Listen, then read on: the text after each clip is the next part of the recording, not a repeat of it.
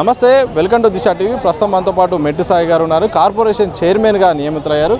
ఇప్పటివరకు గాంధీ భవన్ అంటే మెట్టు సాయి అంటే గాంధీ భవన్. ఏ సమస్య వచ్చినా అన్నిటి ముందుండే మెట్టు సాయి ఇప్పుడు ప్రభుత్వంలో భాగం అవుతున్నారు. ఎట్లా ఫీల్ అవుతుంది? అంటే కాంగ్రెస్ పార్టీ కార్యకర్తను గుర్తించిన రేవంత్ రెడ్డి గారికి ప్రతి కాంగ్రెస్ పార్టీ కార్యకర్త రుణపడి ఉంటాడు. ఎందుకు ఏమిటి అనే నిదర్శనానికి మేము మెట్టు సాయి కుమారే.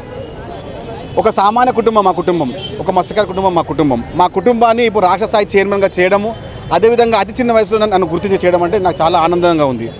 ముఖ్యంగా కాంగ్రెస్ పార్టీ కార్యకర్తలను కడుపులో పెట్టి చూసుకుంటున్నటువంటి అలనాటి వైఎస్ఆర్ని గుర్తు చేసుకుంటూ, రాజశేఖర రెడ్డి గారు గుర్తు చేసుకుంటూ ఇప్పుడు రేవంత్ రెడ్డి గారు చేయడం అంటే చాలా అంటే చెప్పలేని ఒక ఆనంద వ్యవహారాలు ఉంటున్నాయి. ఎందుకంటే కాంగ్రెస్ పార్టీ కార్యకర్తగా, కాంగ్రెస్ పార్టీ కుటుంబ సభ్యునిగా, ఒక క్రియాశీల కాంగ్రెస్ పార్టీ కార్యకర్తగా పనిచేసిన నన్ను ఒక రాష్ట్ర చైర్మన్ చేయడం అంటే కూడా కాంగ్రెస్ పార్టీ కార్యకర్త గుర్తింపించినట్టు విధంగా నేను భావిస్తున్నాను. ఎందుకంటే ఒక యువజన కాంగ్రెస్ కార్యకర్తగా నేను పనిచేశాను. ఇప్పుడు రాష్ట్ర చైర్మన్ నాకు ఇచ్చిన తర్వాత కూడా నా పైన గుర్తున్న బాధ్యత ఉంది. రేవంత్ రెడ్డి గారి యొక్క ఆలోచనల ప్రకారము, వారి యొక్క సూచనల ప్రకారము, వారి యొక్క ఆలోచన మేరకు ప్రతి ఒక్క మత్స్యకార కుటుంబాన్ని ఆదుకునే విధంగా మా ప్రణాళికలు ముందుంటాయి. ఎందుకంటే మత్స్యశాఖ మంత్రిగా రేవంత్ రెడ్డి గారు ఉన్నారు. ఆ శాఖ ముఖ్యంగా ఆయన దగ్గర ఉంది కాబట్టి ఆయనకు తెలుసు ఎట్లా కుటుంబం ఆదుకోవాలని చెప్పి. కాబట్టి మాకున్న గురుతర బాధ్యతను నిర్వహిస్తాము. కాంగ్రెస్ పార్టీ కార్యకర్తలను కడుపులో పెట్టి చూసుకున్న రేవంత్ రెడ్డి గారికి ప్రతి కాంగ్రెస్ పార్టీ కార్యకర్త ఉన్నప్పుడే ఉంటాడు. సో ఇప్పటి వరకు గాంధీ భవన్లో ఉంటున్నారు. ఏ కార్యక్రమమైనా మీరు ఆధ్వర్యంలో ఉండాల్సిందే, మీకు తెలిసి జరగాల్సిందే. అలాంటిది గాంధీ భవన్ దూరంగా మీరు కార్పొరేషన్ చైర్మన్ అవుతున్నారు. బాధగా ఉందా? గాంధీ భవన్ నాకు గుడి, గాంధీ భవన్ నాకు దేవాలయం. గాంధీ భవన్ని వదిలి మెట్టు సాయి కుమార్ ఎప్పుడు పోడు. ఆ చైర్మన్ నిర్వహిస్తూనే ఇక్కడికి వచ్చి నా పనులు చేస్తుంటా.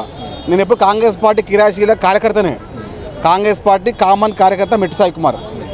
ఆ కార్యకర్తకు ఇచ్చిన అరుదైన గౌరవంగా భావిస్తూ గాంధీ భవన్ నాకు గుడి, నా దేవాలయం. ఈ గుడిని ఎప్పుడు వదిలే ప్రసక్తి లేదు.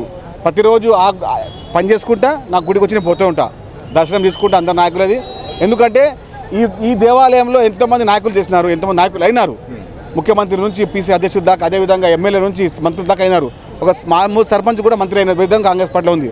కాబట్టి కాంగ్రెస్ పార్టీ గురుతరమైన బాధ్యతగా, కాంగ్రెస్ పార్టీ కార్యకర్తగా నేను ఒకటి మాట చెప్తున్నా, గాంధీ భవన్ నాకు దేవాలయము. గాంధీ భవన్లో ఏ కార్యక్రమమైనా నేను ముందుండి ఇంతమంది పది ఉన్నా కూడా ఇది మర్చిపోను, లైఫ్లో మర్చిపోలేను.